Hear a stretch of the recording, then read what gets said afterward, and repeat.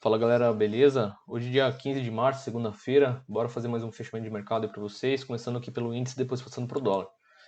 Bom, logo no início da manhã a gente percebe que o índice, ele abriu aqui, né? E essa região foi uma região deixada aí na quinta e na sexta-feira como uma região de troca de polaridade, uma região de pressão.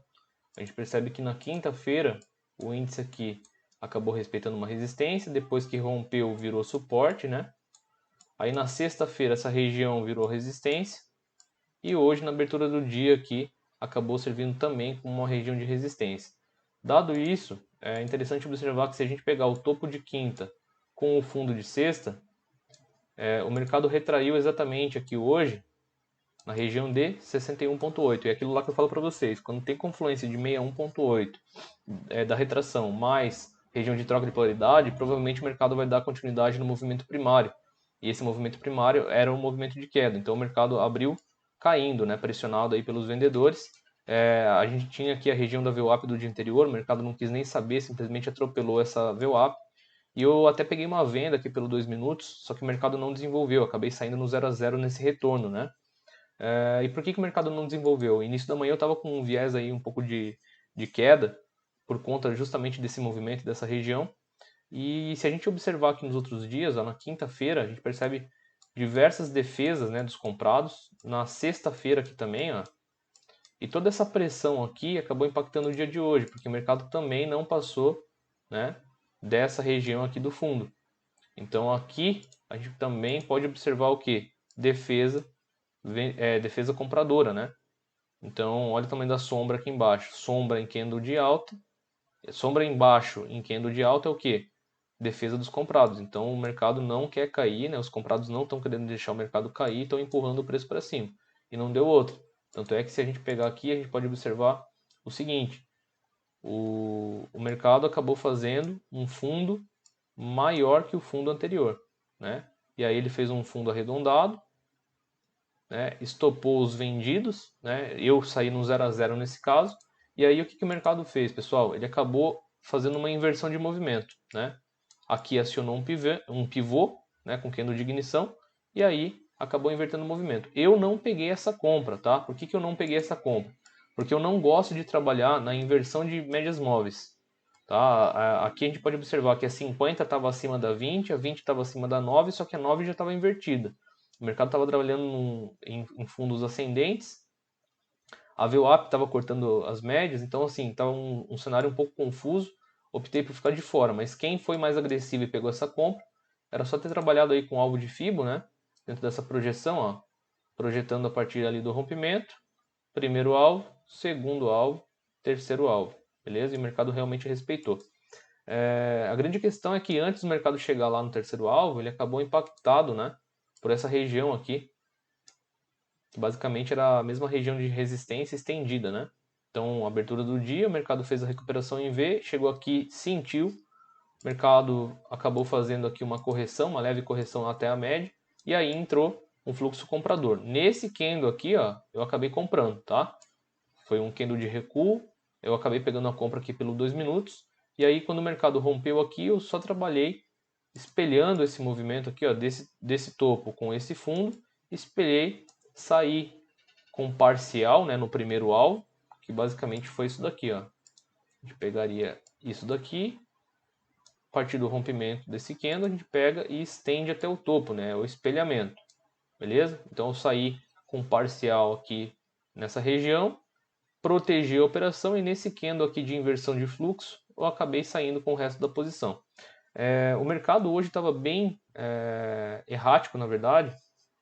Ele fez movimentos complexos porque a partir do momento que ele rompeu, tá, pessoal, esse espelhamento aqui em V, o que ele fez? Ele acionou a continuidade desse movimento aqui para cima. Ele até chegou a cravar aqui no final da tarde o alvo, tá, desse espelhamento, o primeiro alvo do espelhamento.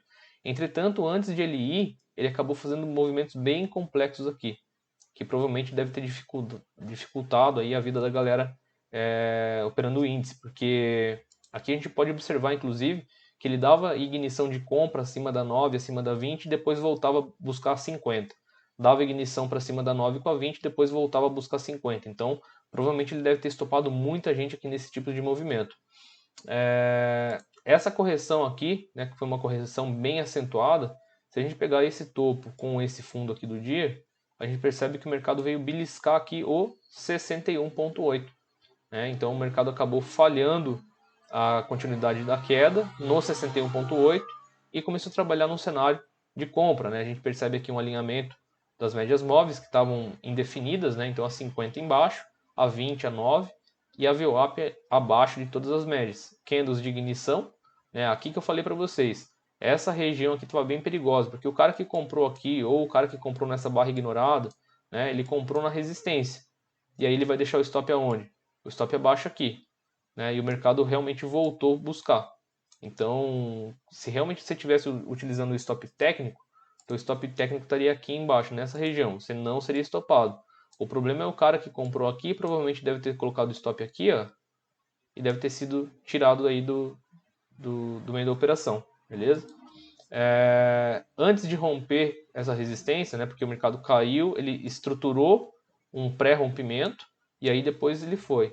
Se a gente pegar esse topo aqui com essa queda, com esse fundo aqui, a gente percebe também que o mercado veio buscar aqui o 50%. Então, na verdade, é uma confluência, né, de dois fibos diferentes, de duas regiões diferentes, mas que basicamente respeitam, né, as regiões aí principais que eu gosto, que é 61,8 e 50%. Né?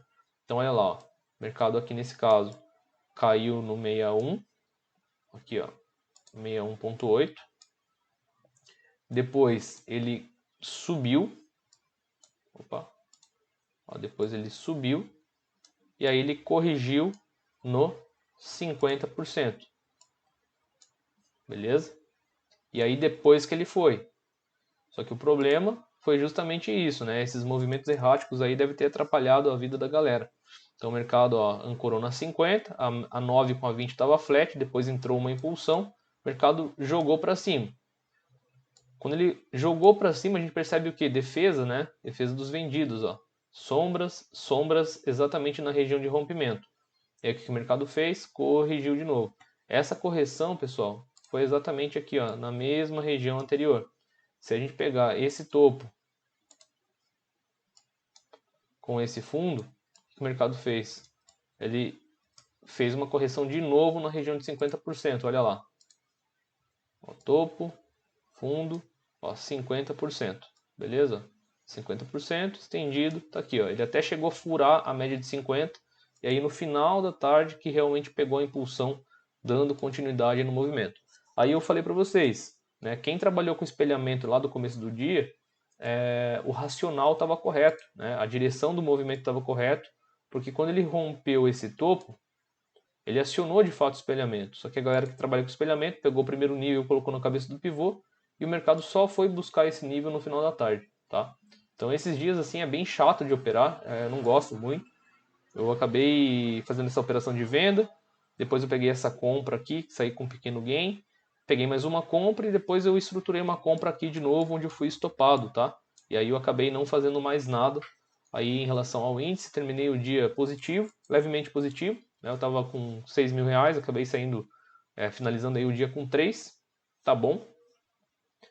Depois eu tive outras coisas para resolver e acabei não conseguindo operar mais, mas a gente percebe que o dia foi bem truncado, tá?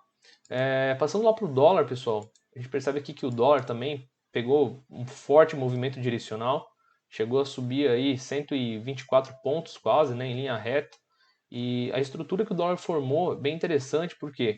Porque entre quinta e sexta-feira ele acabou ficando num movimento de lado, né? Aparentemente de lado, ele ficou num range aqui, lateral. Então, se a gente pegar esse range aqui, a gente pode considerar como um range lateral aí entre quinta e sexta. E hoje, né, ele abriu exatamente nessa região de fundo, essa região de defesa aqui. Né? Então a gente percebe que tem muita briga, muita pressão de compra. Hoje não foi diferente, né? O mercado abriu em queda, abaixo das médias móveis, chegou nessa região, sentiu e aí começou a trabalhar num cenário de inversão. Mesma coisa, ele chegou, pivotou, ancorou na VWAP, inverteu as médias móveis e aí fez a ignição. Quem trabalha aí com o espelhamento de Fibo, né? deve ter pego o dólar por volta aqui dessa região, né? Essa região aqui dos 5.577, o stop estava aqui embaixo, um pouquinho mais caro. E aí era só ter feito o quê? Trabalhado com esse espelhamento, né? Então, primeiro alvo, segundo alvo, terceiro alvo, né? Olha lá onde o mercado foi. O mercado simplesmente cravou lá o alvo, né? Terceiro alvo da projeção, e a hora que bateu no terceiro alvo da projeção, entrou o fluxo vendedor, né? Então, se a gente pegar aqui por coincidência ou não, esse fluxo vendedor acabou impulsionando o mercado, né, na região aqui de 50% dessa retração. Chegou aqui, a gente percebe, visualmente falando, defesa dos comprados, que acabou impulsionando aí o mercado novamente para cima, né? Olha lá. Quem trabalha com as caixinhas era muito simples, né? Era só ter pego aqui essa expansão a partir do rompimento desse candle aqui também, né? Que esse candle aqui caracterizou o rompimento desse range.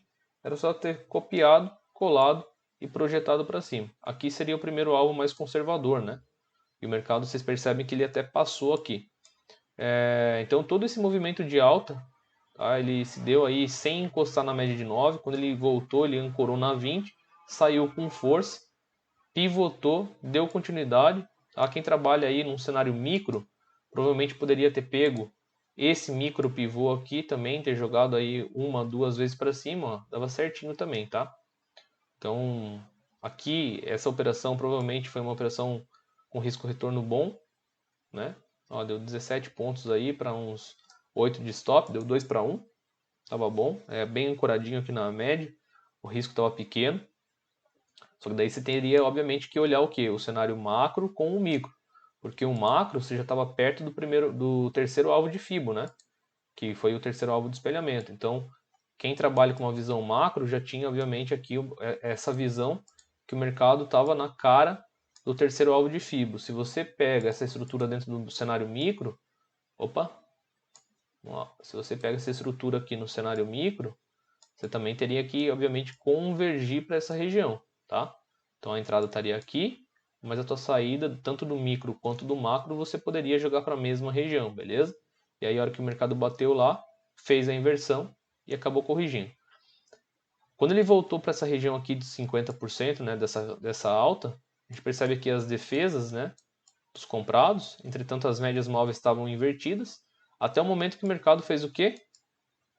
Pivotou de novo. E aí fez a inversão das médias e começou a trabalhar no cenário comprador. Só que aqui, né, o mercado já estava bastante sobrecomprado. A gente percebe aqui defesa dos vendidos, né, que inclusive seguraram os preços aqui. O mercado começou a fazer uma correção de novo, tá? Então, sempre quando vocês forem operar, tomem cuidado com essa questão do alinhamento das médias. O ideal é vocês pegarem sempre as médias, assim, ó, na compra 9, 20, 50, VWAP, beleza? Na venda, o cenário inverso, né? A VWAP em cima, a 50 embaixo, a 20 embaixo e a 9 embaixo, tá? Então, sempre quando tiver alinhamento de médias, fiquem atentos. Um detalhe, não comprem longe de médias. O dólar hoje foi realmente um caso de fluxo aí, tá? Mas normalmente quando você compra muito longe da média, se o mercado fizer uma correção, você não vai aguentar o tamanho do stop, tá? Então não vai adiantar colocar stop em pontos ou stop em financeiro, porque você vai acabar sendo estopado. O melhor cenário que você pode fazer é esperar o quê? Uma correção até a média para que você consiga entrar num bom ponto com stop curto e alvo longo, tá? Nesse caso do dólar, quem esperou a correção só conseguiu pegar a correção aqui próximo do meio-dia, porque de fato o dólar pegou um movimento bem direcional hoje, tá? Bom, esse é o fechamento de hoje, espero que vocês tenham gostado. Vamos para cima e alguém porra!